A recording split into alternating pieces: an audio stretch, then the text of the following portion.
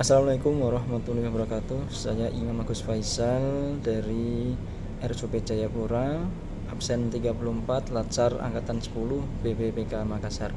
Saya akan merangkum materi modul 1, yaitu tentang wawasan kebangsaan adalah cara pandang bangsa Indonesia dalam berbangsa dan bernegara yang berlandaskan Pancasila, Undang-Undang Dasar tahun 1945, NKRI dan Bhinneka Tunggal Ika. Wawasan ini dibangun melalui sejarah panjang perjuangan bangsa, mulai dari kebangkitan nasional, Sumpah Pemuda hingga proklamasi kemerdekaan. Ini wawasan kebangsaan atau inti dari wawasan kebangsaan diwujudkan dalam 4 konsensus dasar bangsa, yaitu Pancasila sebagai landasan ideologi negara, Undang-Undang Dasar sebagai landasan hukumnya, kemudian NKRI sebagai bentuk negara Republik Indonesia ini, dan Bhinneka Tunggal Ika sebagai semangat persatuan dan keberagaman.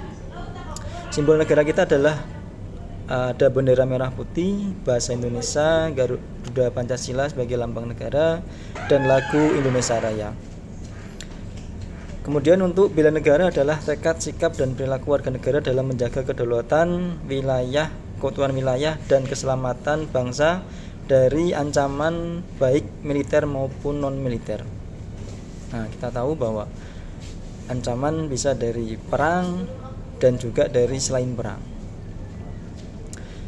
Sejarah ini sangat panjang, dari jajahan Belanda, kemudian dilanjutkan Jepang, hingga sampai kita bisa merdeka seperti ini. Itu ada jasa dari bela negara pemimpin-pemimpin kita yang dahulu. Kemudian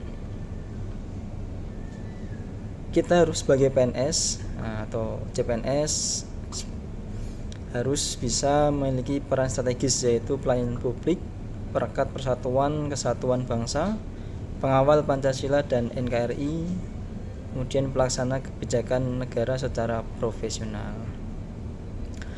Selanjutnya untuk SANKRI atau Sistem Administrasi Negara Kesatuan Republik Indonesia adalah tata kelola penyelenggaraan negara yang mengatur hubungan dan mekanisme kerja lembaga negara, pemerintah pusat, dan daerah, aparatur negara, serta masyarakat untuk mewujudkan tujuan nasional berdasarkan Pancasila dan Undang-Undang Dasar 1945. Jadi ada presiden, eksekutif, kemudian ada legislatif DPR, di daerah juga ada DPD, kemudian DPRD, kemudian ada yudikatif yaitu MA sama MK, dan ada BPK sebagai audit, dan ada juga di daerah-daerah seperti itu. Untuk implementasi SANKRI oleh PNS atau khususnya kita di rumah sakit sebagai pegawai rumah sakit, yaitu mewujudkan melalui penyelenggaraan pelayanan kesehatan yang profesional, taat hukum, beretika, dan berorientasi pada keselamatan pasien. Apalagi kita atau saya sebagai elektromedik berarti menjaga keselamatan pasien dengan cara